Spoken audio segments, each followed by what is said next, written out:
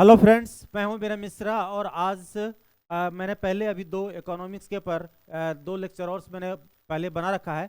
इसलिए आप जा करके उस लेक्चर्स को भी पहले 1.5 या 2x पे देख सकते हैं, जिससे कि आपको वहाँ की चीज़ें तो आसानी से समझ में आएंगे ही, और साथ ही साथ आज के लेक्चर को भी कनेक्ट करने में और उसको एक साथ मिला करके समझने में काफ़ी आसानी होगी। तो कुल मिला करके एक अच्छा आपका कॉन्सेप्ट तैयार हो जाएगा, जिससे कि ज़्यादा आपको फोकस मेमोराइज करने पे नहीं, बल्कि आप अपने अंडरस्टैंडिंग से भी बोर्ड एग्जाम्स में क्वेश्चंस को आसानी से सॉल्व कर सकते हैं। तो आइए, मैं आपका ज़्यादा वक्त बर्बाद करूंगा नहीं और आगे चलते हैं। आज बड़ा ही इंटरेस्टिंग वगैरह टॉपिक है आपका, जो काफ़ी इंटरेस्टिंग है, जो आपको ऐसे भी जानना चाहिए, और शायद ये डिफिनेशन यहाँ से लेकर के आपको आगे आईएएस या किसी और बड़े बड़े कॉम्पिटिटिव एग्जाम की भी तैयारी करने में, तो वहाँ भी ऐसे टर्म्स आपको बार बार दिखेगा ही दिखेगा। इसलिए ये आपको जानना, या आप मेडिकल कॉलेज जाएं, इंजीनियरिंग कॉलेज जाए, तो वहाँ भी ऐसे कुछ कुछ टर्म्स होते हैं जिसका यूज होता ही होता है। तो कुल मिला करके आपके एग्जाम्स के पॉइंट ऑफ व्यू से और साथ ही साथ दूसरा जनरल नॉलेज के पॉइंट ऑफ व्यू से बहुत ही ज़्यादा इंटरेस्टिंग और बहुत ही ज़्यादा इंपॉर्टेंट भी है। तो आइए हम लोग चलते हैं सीधे अपने टॉपिक्स की ओर। तो जो पहला है वो है पब्लिक फैसिलिटीज़। तो समझिएगा कि पब्लिक फैसिलिटीज़ क्या होता है। तो एक चीज़ हमेशा याद रखिएगा कि जहां भी कोई भी किसी चीज के पहले पब्लिक वर्ड लग जाए, तो उसमें 99 क्या, मैं तो कहूंगा 100% वो गवर्नमेंट का ही वो चीज होता है। तो ध्यान रखेंगे, क्या टर्म समझेंगे कि अगर कहीं पर पब्लिक लिखा हुआ है तो इसका मतलब है कि इसका सीधा मतलब है गवर्नमेंट से। इन्होंने गवर्नमेंट ना लिख करके पब्लिक क्या लिख दिया है, पब्लिक। तो बाकी बात आपको समझ में आ ही रहा होगा। तो पब्लिक फैसिलिटीज मतलब फैसिलिटीज बाय द गवर्नमेंट। तो अब यहां पर देखेंगे, इसके लिए मैंने काफी अच्छे से आपके लिए डिफाइन कर रखा है। आपके एनसीईआरटी में इसका डेफिनेशन दिया हुआ नहीं है, तो मैंने सोचा कि अगर किसी भी चीज का डेफिनेशन ना जाने तो उसके बारे में कंटेंट समझने में और भी बहुत कम मजा आने वाला, और मजा क्यों ही आए, जब तक इंट्रोडक्शन ना हो तो बात क्यों ही करें, ऐसी वाली बात है। तो कुल मिलाकर के यहाँ भी कुछ ऐसा ही कंडीशन है। तो यहाँ देखेंगे कि इसीलिए मैंने डेफिनेशन बनाया है खुद से आपके लिए कि ऑल द फैसिलिटीज, यहाँ पर हम दोज भी लिख सकते थे, पर ठीक है, यहाँ पर दोज भी लिखा जा सकता था। तो ऑल दोज फैसिलिटीज या all the facilities which are provided, अगला कीवर्ड क्या है, तो प्रोवाइडेड किसके द्वारा भैया, तो बाय द गवर्नमेंट। इसका मतलब कि जो फैसिलिटीज है, ये जो फैसिलिटीज है ये चाहिए किसके द्वारा, चाहिए लोगों को किसके द्वारा, तो गवर्नमेंट के द्वारा। तो इसका मतलब है कि पब्लिक फैसिलिटीज का मतलब हुआ कि वैसी सारी सुख सुविधाएं जो आपको गवर्नमेंट के द्वारा मिलता है, तो उनको हम पब्लिक फैसिलिटीज कहते हैं। जैसे एक एग्जांपल के तौर पर इलेक्ट्रिसिटी आपको मिल रहा है, वो क्या है, तो आपको पब्लिक फैसिलिटीज है। आपको प्रॉपर वे में कनेक्टिविटी मिल रहा है, रोड मिल रहा है, एयरपोर्ट मिल रहे हैं, रेलवे स्टेशन मिल रहे हैं, government hospital, government schools. That means कि गवर्नमेंट के द्वारा चलाई जाने वाली हर हर संस्थाएं क्या है, वो पब्लिक फैसिलिटीज का पार्ट है। तो इतना कुछ को लिख पाना तो बड़ा मुश्किल है, लेकिन इसीलिए मैंने कुछ चीज़ों को जो उस सब में जो कॉमन नहीं है, वो सारी चीज़ें तो सबको पता होता है, बट जो चीज़ें आप भूल सकते हैं या आपको पता ना हो, जो बाकी लोगों से आपको स्मार्ट बनाए, तो उन सारी चीज़ों को मैंने यहाँ पर लिख रखा है। तो आपके लिए देखेंगे उसके एग्जाम्पल में। तो उसको हम लोग क्या बोलते हैं, पब्लिक फैसिलिटीज। इसका मतलब क्या हुआ कि गवर्नमेंट के द्वारा जितनी भी सुख सुविधाएं में प्रोवाइड करवाई जाती है, वो सारी चीजें कहलाती है पब्लिक फैसिलिटीज। तो बिल्कुल आप डेफिनेशन याद रखेंगे, और अगर यहां से क्वेश्चन आएगा तो बिल्कुल ये डेफिनेशन देंगे। तो एग्जामिनर को ये डेफिनेशन देख के भी लगता होगा कि ये बच्चा का खुद से डेफिनेशन बनाया हुआ है, आपको इसको पढ़ के ही फील हो रहा होगा। तो इसका मतलब है कि ये डेफिनेशन आपको देना ही देना है। तो अब देखते हैं कि क्या क्या फैसिलिटीज मिला हुआ है। ऑलरेडी हमने आपके लिए डिस्कस किया, फिर भी पहला चाहिए security, that is the most important. आपके पास पैसे भी हो जाएंगे, सब चीज सारी चीजें हो जाएंगी, जो जो चाहते हैं आपके जीवन में वो सारी चीजें मिल जाए सिक्योरिटी को छोड़कर, तो आपका जीवन जीना ही मुश्किल लगेगा, आप जी ही नहीं पाएंगे, इनसिक्योरिटी में आप मर जाएंगे। तो इसी तरीके से तो पहला चीज मैंने यहाँ पर प्रायोरिटी दिया है सिक्योरिटी को। दूसरा ट्रांसपोर्टेशन, मतलब इसके बिना भी पॉसिबल नहीं है, तब तो घर से निकलना ही मुश्किल हो जाएगा। अगेन एक घर में बंद रहेंगे तो जेल जैसा फील होगा और आदमी घुटन से मर जाना है। तो इनको मैंने दिया है ट्रांसपोर्टेशन। और आज के डेट में अगली चीज इलेक्ट्रिसिटी। अगर कितना भी अच्छा घर बन जाए, इलेक्ट्रिसिटी ना हो तो भूत बंगला लगेगा। दैट मीन्स कि वहां भी सर्वाइवल आज के डेट में पॉसिबल नहीं है। आप कहेंगे कि सर एंशिएंट जमाने के लोग करते थे, तो उन्होंने बिजली देखा नहीं था। अगर उन्होंने भी बिजली देखा होता तो उसके बिना उसका भी लाइफ पॉसिबल नहीं हो पाता। इसलिए पुराने जमाने के लोग आराम से जिस सिचुएशन में हो रहा है उस सिचुएशन को झेला हुआ है, उन्होंने उससे बढ़िया चीज देखा ही नहीं था। लेकिन आप अभी भी अपने घरों में जाके बातें करें कि हो सकता है कि आप लोगों में से बहुत सारी की मम्मी होंगी जो बचपन में बिजली ना देखा हो, अभी आप फैन ऑफ करके कोई भी काम करने के लिए बोले सोने के लिए, क्या सो पाएगी? तो नहीं। इसका मतलब वो भी हैबिचुएटेड हो गई है। तो उस तरीके से इलेक्ट्रिसिटी इज वेरी इंपॉर्टेंट। अगला चीज क्या है? गवर्नमेंट स्कूल्स इंपॉर्टेंट है, कॉलेज एंड हॉस्पिटल्स। तो आप देखेंगे कि इन सारी जगहों पर आपको हर चीज ऑलमोस्ट फ्री सुविधा मिल जाती है। कहां पर? इन चीजों के बारे में बात नहीं कर रहा हूं, यहां पर देखेंगे तो। और दूसरा मैं क्यों ना बोलूं कि सिक्योरिटी पे आप देखेंगे कि अगर अपना पर्सनल सिक्योरिटी पे थोड़ा सा आप खर्चा शुरू करेंगे तो लाख रुपए महीने का पड़ जाएगा।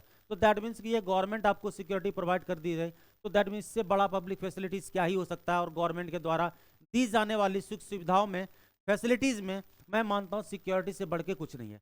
तो अब आगे आगे देखते हैं कि आगे हमारे लिए क्या क्या है अगले स्लाइड में, तो इसको हम लोग थोड़ा सा डिस्कस करते हैं। अगला चीज यहां पर हम लोग चले जाएंगे केरला। तो केरला जाने के बाद हमें क्या पता चलेगा कि what is the power of education. जो आपको ये चीज सबसे ज्यादा अच्छे से समझ में आने वाली है केरला को लेकर के, क्योंकि केरला जो कहेंगे कोई भी वो नेचुरल रिसोर्सेस रिच स्टेट है, ऐसा बिल्कुल भी नहीं है, ऐसा कुछ भी नहीं है। लेकिन फिर भी केरला में देखेंगे तो लोगों का जो लिविंग स्टैंडर्ड है, जो हैप्पीनेस का लेवल है, वो बेहतरीन है। तो आइए देखते हैं क्या है ऐसी कौन सी बात। तो देखेंगे कि केरला में सबसे पहली बात कि लो इन्फेंट मोर्टेलिटी रेट है। मैंने इन्फेंट मोर्टेलिटी रेट को अपने सेकंड लेक्चर में काफी अच्छे से डिफाइन करके और डिटेल्स में समझा करके मैंने रखा है, इसलिए प्लीज जा करके वहां आप देखेंगे। लेकिन यहाँ पर जो कल के वीडियो अटेंड किया वो समझेंगे कि लो इन्फेंट मोर्टेलिटी रेट मतलब बच्चों के मरने का जो रेशियो है बहुत ही कम है। यहाँ बस इतना ही आप समझ लीजिए। एंड एडिक्वेट, एडिक्वेट का मतलब क्या होता है? काफी, एनफ, ठीक है, का मतलब क्या हुआ भैया? एनफ। तो एडिक्वेट प्रोविजन, प्रोविजन मतलब क्या क्या मिलता है वहां पर? तो हेल्थ एंड एजुकेशनल फैसिलिटीज। तो आप केरला में जाएंगे तो इंडिया का जो सबसे अद्भुत चीज यहां देखने के लिए मिलेगा वो ये है कि इसमें आपको पहला चीज की हेल्थ फैसिलिटीज बेहतरीन है, और दूसरा चीज एजुकेशनल फैसिलिटीज। दैट मीन्स कि वहां के स्कूल्स में, वहां के आपको कॉलेजेस में, हॉस्पिटल्स में, आप यूं ही देखिए अभी आप पता करें टेक्निकल डिग्री की बात करें, चाहे मेडिकल कॉलेज की बात करें, इंजीनियरिंग कॉलेज की बात करें, सब देखेंगे आप साउथ इंडिया में है। क्यों है? तो वहां पर यही कारण उन लोगों का डेवलपमेंट का, कि उन लोगों ने हमेशा ध्यान किस चीज पे दिया है। आप देखिए वेल्लोर, आपने हॉस्पिटल है या सिटी है वहां पर हॉस्पिटल है, आपने नाम सुना होगा कि कहा जाता है कि अगर इंसान का सांस चल रहा है ना तो वेल्लोर में जाएंगे तो वो ठीक हो जाएंगे। और ऐसा मेरे घर में भी हुआ है, तो मैं कह सकता हूं कि यस इट इज राइट। अब जरा सोचेंगे कि वहां वो भी कहां है हॉस्पिटल, तो देखिए अगेन वो साउथ का पार्ट है। तो इस तरीके से उन लोगों ने हेल्थ और एजुकेशन में बहुत ही ज्यादा ध्यान दिया। और उसके बाद वहां पर पब्लिक डिस्ट्रीब्यूशन सिस्टम, पीडीएस, ये पीडीएस हम आपको आगे की स्लाइड में बहुत अच्छे से डिटेल्स में बताने वाले हैं क्या है नहीं है। बल्कि यहां सिर्फ आप जान लीजिए कि ये आपने किसी ने कोटा का नाम सुना होगा और किसी ने पीडीएस का नाम राशन शॉप के नाम से, गवर्नमेंट का राशन शॉप है। तो आप इतना ही समझिए क्या है कि गवर्नमेंट का राशन शॉप है, जो कि आगे आप पढ़ेंगे कि वहां पर जिनके पास राशन कार्ड होता है, आप इस बारे में अपने मदर फादर से डिस्कस कर सकते हैं। वो काफी आसानी से आपको समझा देंगे कि सर कुछ राशन कार्ड के बारे में बात कर रहा था पापा, और उस पर राशन मिलता था, घर में क्या राशन मिलता है, तो वो आपको बता देंगे क्या है नहीं है, बिल्कुल आपको पता चल जाएगा। तो इसमें क्या होता है ना कि जिनका राशन कार्ड में नाम होता है वैसे पर्सन को पर पर्सन, सपोज कीजिए आपके फैमिली में 4 लोग हैं, तो आपको महीने में 20 केजी अनाज मिलेगा, जिसमें 3 रुपया, 3 रुपीज, दैट मीन्स कितना?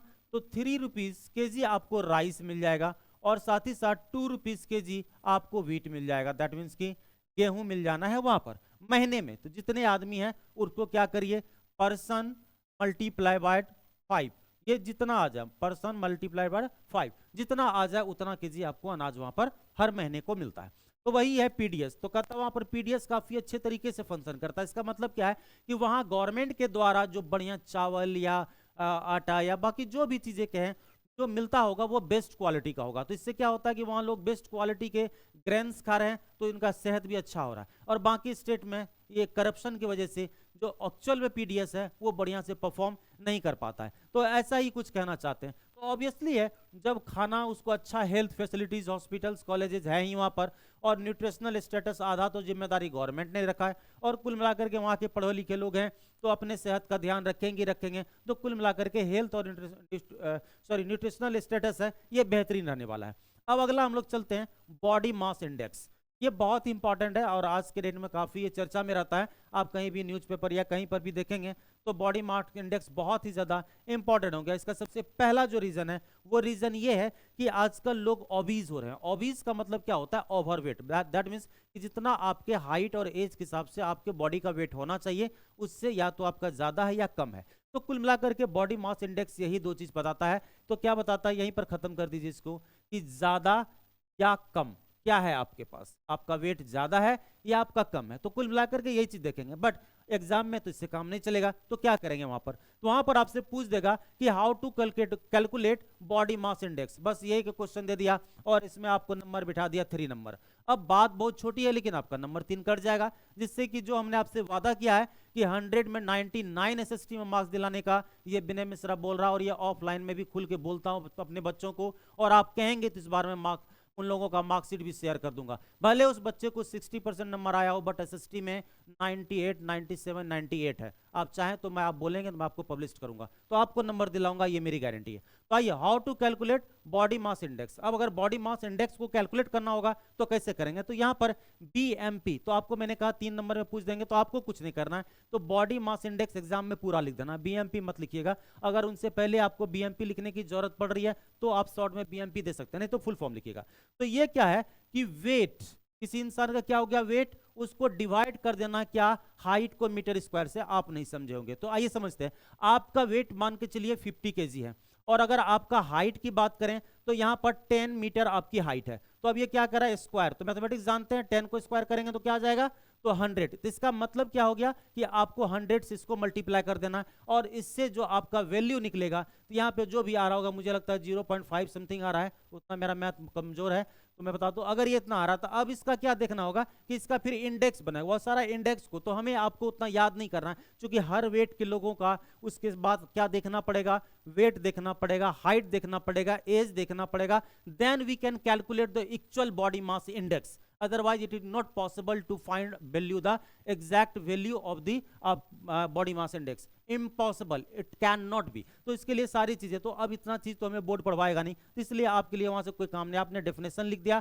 मोर देन इनफ है। और मैं देखता हूं कि अगर मुझे कुछ लगा होगा कि और इसमें कुछ चीजों को ऐड की जा सकती है क्वेश्चन आंसर को बेहतरीन बनाने के लिए, तो देखते हैं आगे अगर है तो हम लोग अभी डिस्कस करेंगे उस पर। यस, थोड़ा सा आगे हमारा है, बहुत बढ़िया। तो आप क्या करेंगे ना कि अगर बॉडी मास इंडेक्स आपसे पूछ दिया तो आप पहले क्या करेंगे, सेकेंड पॉइंट में आप इसी को लिख लोगे। नहीं समझे होंगे तो मैं बताता हूं अभी आपको। तो पहला वाला में जैसे आपने ये लिखा ना, क्या लिखा यहां पर, बीएमपी, बीएमपी पहला डाल दीजिए। तो उसके बाद क्या करके दूसरे नंबर पे आप उसको यहां पर ये चीज दे सकते हैं।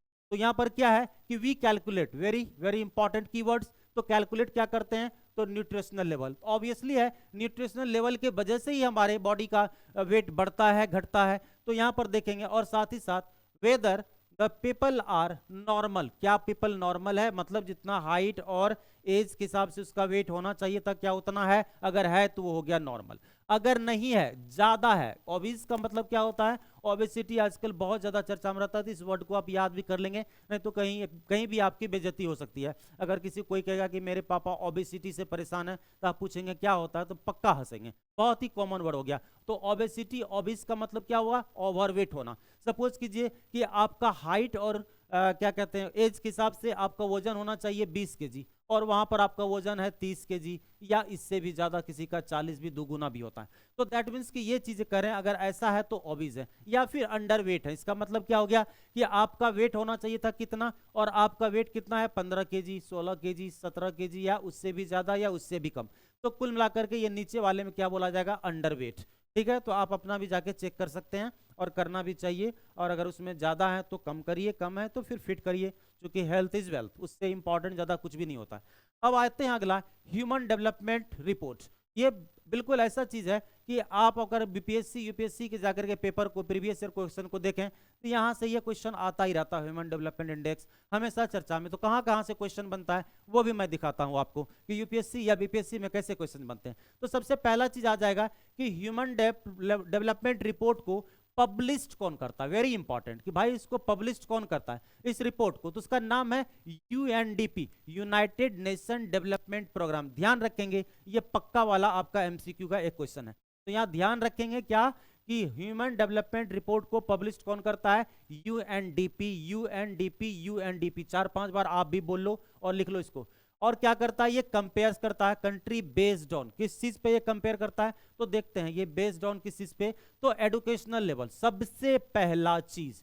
ये किसी भी ह्यूमन डेवलपमेंट रिपोर्ट का मतलब क्या हुआ कि ये रिपोर्ट निकालती है और उसमें उस राज्य या कंट्री का, जहां का भी आप देख रहे हैं राज्य या कंट्री का, पहला देखा जाता है एजुकेशनल लेवल, कि वहां के लोग कितने पढ़े लिखे हैं, किस टाइप से पढ़े लिखे हैं। दूसरे नंबर पर आता है देयर हेल्थ, उसका हेल्थ कंडीशन कैसा है, वहां के जो लोग हैं उनका हेल्थ, लाइफ एक्सपेक्टेंसी, वहां के लोग कितना ज्यादा दिनों तक जीते हैं। अगर ज्यादा दिनों तक जी रहे हैं किसी भी जगह के लोग, तो इसका मतलब है कि वहां पर हेल्थ फैसिलिटीज जो है वो बेहतरीन है, इसलिए वहां के लोग ज्यादा दिनों तक जी पाते हैं। क्योंकि एक तो हेल्थ फैसिलिटीज और नंबर 2 आपका डाइट, आप अच्छी अच्छी चीजें खाते हैं। तो अच्छी चीजें खाने के लिए आपको एडुकेशन होना आपके पास जरूरी है, ताकि उसकी इंपॉर्टेंस को समझेंगे। और दूसरी चीज की बीमार पड़े तो आपके पास अच्छा हॉस्पिटल होना चाहिए, जहां आपको सटीक ट्रीटमेंट मिल पाए, एक्चुअल में जितना मेडिसिन का जरूरत है सिर्फ उतना ही मेडिसिन मिले। तो health status and per capita income, that means कि अब ये देखेंगे पर कैपिटा इनकम को मैंने कल काफी अच्छे से एक्सप्लेन किया है। तो अब पर कैपिटा इनकम देखता है, फिर भी आप समझ लीजिए कि उस स्टेट या उस कंट्री के हर एक व्यक्ति का साल का कितना इनकम है, तो उसको बोलते हैं पर कैपिटा इनकम। तो इसको निकालने का मैंने फॉर्मूला बताया, total income of the country divided by total population of the country. ठीक है, अगर कंट्री का निकाल रहे तो कंट्री कंट्री, और अगर स्टेट का निकाल रहे तो स्टेट स्टेट आपको लिखना है। अब देखते हैं कि इसमें आपके एनसीईआरटी में नहीं दिया हुआ है, बट ये क्वेश्चन बहुत बार आता है, तो मुझे लगता है कि आपको याद रहना चाहिए। ये शायद आपके बोर्ड में ना, चूंकि आपके बुक में नहीं दिया हुआ है। It is designed bye Pakistani economist, इसका नाम है महबूब उल हक। तो इनको सबसे पहले यही व्यक्ति है, इससे पहले क्या था तो थोड़ा सा इसकी हिस्ट्री समझिए। ह्यूमन डेवलपमेंट इंडेक्स से पहले, क्योंकि आप बुक पढ़ेंगे तो वहां ऐसा कुछ भी लिखा हुआ नहीं मिलेगा, ह्यूमन डेवलपमेंट इंडेक्स से पहले आपको किसी भी कंट्री को सुपर कंट्री माना जाता था, उसका बेसिस होता था सिर्फ पर कैपिटा इनकम। लेकिन पाकिस्तानी इकोनॉमिस्ट महबूब उल हक साहब ने कहा कि पर कैपिटा इनकम से किसी भी कंट्री को बेहतर या किसी स्टेट को बेहतर करना एकदम बकवास बात है। वहां के लोगों का अगर देखना है तो उनका क्या देखिए, एडुकेशन देखिए और उसका हेल्थ कंडीशन देखिए, और बाद में आप पर कैपिटा इनकम भी देख लीजिए। अगर ये दोनों चीज अच्छा है, दैट मीन्स एडुकेशन लेवल बढ़िया है, हेल्थ लेवल बढ़िया है, तो इसका मतलब सीधा समझ लीजिए कि उसके पास पैसा होगा ही होगा, वो बहुत ज्यादा फाइनेंशियली वीक आदमी तो नहीं होगा। तो पर कैपिटा इनकम बाद में देख लेंगे। तो उन्होंने कहा ये देखना जरूरी है, क्योंकि हो सकता है उस गवर्नमेंट के पास पैसा तो बहुत ज्यादा है, बट वो लोगों पे खर्च ही नहीं करता है, उस पैसे का कुछ और वो मिसयूज कर लेता है। तो ऐसे कंडीशन में आपका लेवल कैसे ही बढ़ सकता है, बट आपके देश के पास तो एसेट है। तो कुल मिलाकर के ये है। हाँ, आपके लिए ये बहुत इंपॉर्टेंट है, और लगभग बच्चे इसको मिस कर देते, काफी छोटा ब्रैकेट में नीचे लिखा होता है और यहाँ से क्वेश्चन पूछ देता है। तो ये सब क्वेश्चन तो हर एग्जाम में आता है, यूपीएससी बीपीएससी सब में, कि इंडिया का रैंक क्या है ह्यूमन डेवलपमेंट इंडेक्स। तो हम मान के चलते एग्जैक्ट में देश का नंबर तो मुझे नहीं पता, 200 के 20 आसपास ज्यादातर लोगों के मुंह से मैं सुनता हूं कि 220 कंट्री है पूरे दुनिया में, उसमें भारत को कितने लोगों का निकाला जाता है ये ह्यूमन डेवलपमेंट इंडेक्स। इसका मतलब क्या हो गया, 11 और 30, मतलब कि 31 कंट्री तो इसके लायक भी नहीं है उनके बारे में कुछ रिपोर्ट भी बनाया जा सके। इस 189 में इंडिया का रैंक है 132। तो आप सोच सकते हैं कि हम लोगों का एडुकेशनल लेवल और हेल्थ स्टेटस कितना ही बुरा है पूरे दुनिया में, 132 पोजीशन। तो इस आपको आंकड़ा को याद रखेंगे, इस डेटा को, बहुत इंपॉर्टेंट है, नहीं तो मिस हो जाएगा। और साथ ही साथ इसमें देखेंगे तो बड़े इंटरेस्टिंग बात लगेगा कि श्रीलंका हमसे कमजोर नेशन है। अगर वेल्थ की बात की जाए तो जितना भारत के पास है उतना श्रीलंका के पास नहीं है, लेकिन फिर भी श्रीलंका हमसे दुगुना लगभग बेहतर है, 73rd पोजीशन पे है। तो इन्होंने जो महबूब उल हक, कहाँ गए हमारे महबूब उल हक साहब, जो इन्होंने कहा कि किसी भी कंट्री का पर कैपिटा इनकम मत देखिए, पर कैपिटा इनकम में हो सकता है भारत आगे हो, बट लेकिन देखिए कि ह्यूमन डेवलपमेंट रिपोर्ट में एडुकेशनल और हेल्थ कंडीशन में 73rd पोजीशन लेकर के बैठा है। इसके लिए तो मन करता है कि ताली बजाएं, क्लैपिंग करें। ओके, आइए चलिए आगे चलते हैं। ठीक है, ये अगर आपका लास्ट टॉपिक है सस्टेनेबिलिटी ऑफ डेवलपमेंट। सस्टेनेबिलिटी, आप इसमें एक ही वर्ड देखिए, आपको इंग्लिश इतनी आती होगी, एक वर्ड इसमें नजर आता होगा सस्टेन। और सस्टेन का मतलब क्या होता है, किसी भी चीज का एज इट इज, ना एज इट इज, थोड़ा सा कम ही सही बट वो कंटिन्यू रहे। सस्टेन करने का मतलब ये होता है किसी भी चीज का कि वो बना रहे, जिंदा रहे, मार्केट में बना रहे। अगर कोई प्रोडक्ट है तो उसी को बोलते हैं सस्टेन करना।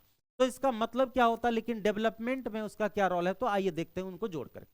तो इसमें मैंने डेफिनेशन बनाया है, the pace of development. Pace का मतलब क्या होता है, स्पीड। तो यहां पर स्पीड वर्ड मुझे अच्छा नहीं लगा, मुझे क्या पेस अच्छा लगा। तो the pace of development should be continue. क्या करना है, जिस हिसाब से डेवलपमेंट हो रहा है, डेवलपमेंट उसी हिसाब से होनी चाहिए, डेवलपमेंट की स्पीड में कमी नहीं करेंगे। बट विदाउट, अगला कंडीशन क्या रख दिया है, damaging the environment and compromising the needs of the future generation. बहुत बढ़िया। इनमें उन्होंने क्या कहा है कि हमारा जो डेवलपमेंट का स्पीड है वो मेंटेन रहना चाहिए, हमेशा रहेगा। बट कंडीशन क्या है कि यहाँ एक ही कंडीशन है कि हम अपने इन्वायरमेंट को डैमेज नहीं कर सकते, दैट मीन ज्यादा पोल्यूशन नहीं फैला सकते। और साथ ही साथ जैसे आज हमारे पास कार नहीं है, कल मेरे पास कार होगा, मेरे पास एसी नहीं है, कल मैं भी एसी खरीदूंगा। तो लेकिन ये सारी चीजें तो हमारे इन्वायरमेंट के लिए बहुत ज्यादा खतरनाक है, लेकिन क्या हमारे पास नहीं होना चाहिए? तो कहता है कि यस, नहीं, फ्यूचर जनरेशन को भी तो देना तो पड़ेगा, जिनको जितना चाहिए, जिनकी जरूरत है वो तो उनको पूरी होनी चाहिए। दूसरा तरफ की इन्वायरमेंट को भी खराब ना करो, और फ्यूचर जनरेशन को भी चाहिए तो उसको मिलेगा, तो क्या करोगे? तो ऐसे कंडीशन का सॉल्यूशन निकालो। तो ऐसा सॉल्यूशन क्या आज के डेट में दिखता होगा, इलेक्ट्रिकल व्हीकल। अब पोल्यूशन को कम करने के लिए solar roof project, wind mill बना रहे हैं। तो दैट मीन्स कि अलग अलग तरीके से बहुत सारे देशों ने न्यूक्लियर से इलेक्ट्रिसिटी बनाना शुरू कर दिया, कम से कम में, कम से कम पोल्यूशन में ज्यादा ज्यादा इलेक्ट्रिसिटी को जनरेट किया जाता है।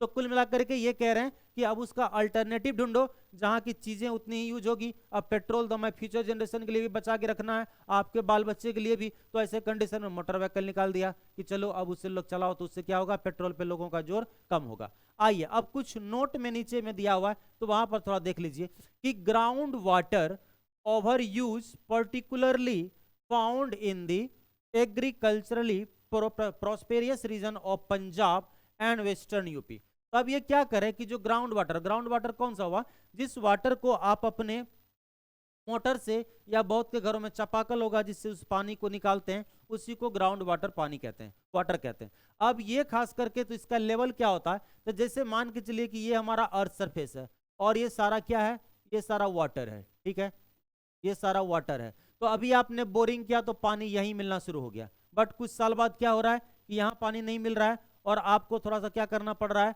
कि थोड़ा सा और आपको डेप्थ में बोरिंग ले जाना पड़ रहा है। उसके बाद क्या पता चलेगा, कुछ समय बाद की और इसको थोड़ा अंदर ले जाना पड़ रहा है। तो ये धीरे धीरे क्या हो रहा है कि ग्राउंड वाटर आपका घटता जा रहा है। तो वही चीज हो रहा है, तो कहां पर, जहां पर एग्रीकल्चर बहुत ज्यादा हो रहा है, तो और सबसे ज्यादा एग्रीकल्चर और यहीं पर वेस्टर्न यूपी और पंजाब। यहां से मैं एक इंटरेस्टिंग बात बता दूं, तो भारत में, इंडिया में पहली बार, फर्स्ट टाइम, ठीक है, फर्स्ट टाइम जो है ग्रीन रेवोल्यूशन यहीं लाया गया था। कहां लाया गया था? ग्रीन रेवोल्यूशन यहीं लाया गया था। एक बड़ी इंटरेस्टिंग फैक्ट मुझे याद आ गया यहाँ से, तो मैं आपको बता दिया कि यहीं पंजाब और वेस्टर्न यूपी में ही सबसे पहली बार क्या हुआ था, ग्रीन रेवोल्यूशन लाया गया था। अब देखेंगे कि नियरली 1/3, सोचने वाली बात है, ये डेटा ध्यान रखेंगे, of the countries over using their ground water reserves. मतलब भारत में 75% लोग क्या कर रहे हैं कि अपने ग्राउंड वाटर को ओवर यूज कर रहे हैं। मतलब जितना वहां पर, आप कहिएगा कैसे सर पता चले ओवर यूज हो रहा है कि सटीक यूज हो रहा है, तो इसका मतलब है कि पर पर्सन उस एरिया में देखिए कि कितना वाटर पर मंथ या पर डे का डेटा भी रहता है कि उस एरिया में एक व्यक्ति को कितना पानी यूज करने लायक तक बचा हुआ है, 500 लीटर, 200 लीटर, 100 लीटर, तो उतना ही पानी यूज करना पड़ेगा आपको। तो ये हुआ वाटर कंजर्वेशन, और आपका ग्राउंड वाटर कभी भी डिस्टर्ब नहीं होगा। नहीं तो क्या होगा, धीरे धीरे नीचे जाएगा, और एक समय आएगा कि इतना नीचे चले जाएगा कि आपके एरिया में पानी ही नहीं मिलेगा। तो हमारे देश में आज देखेंगे कि 1/3 जो पॉपुलेशन है, 75% पॉपुलेशन इस काम को कर रहा है। तो क्या कर रहा है कि वो अपने ग्राउंड वाटर को डिप्लीस कर रहा है, धीरे धीरे खत्म करते जा रहा है। तो बस इकोनॉमिक्स में आपका चैप्टर 1 डेवलपमेंट में हमारा आपका जर्नी यहीं तक था। अगर इसमें से आपको ऐसा लगता है कुछ चीज़ें मिसिंग हुई है, या किसी और चीज़ पर एक छोटी सी वीडियो बनाई जा सकती है, तो आप बिल्कुल हमें कमेंट कर सकते हैं, और मैं आपके लिए उस पर भी लेक्चर बना करके अपलोड कर दूंगा। तो thank you very much, have a good day, bye bye, thank you.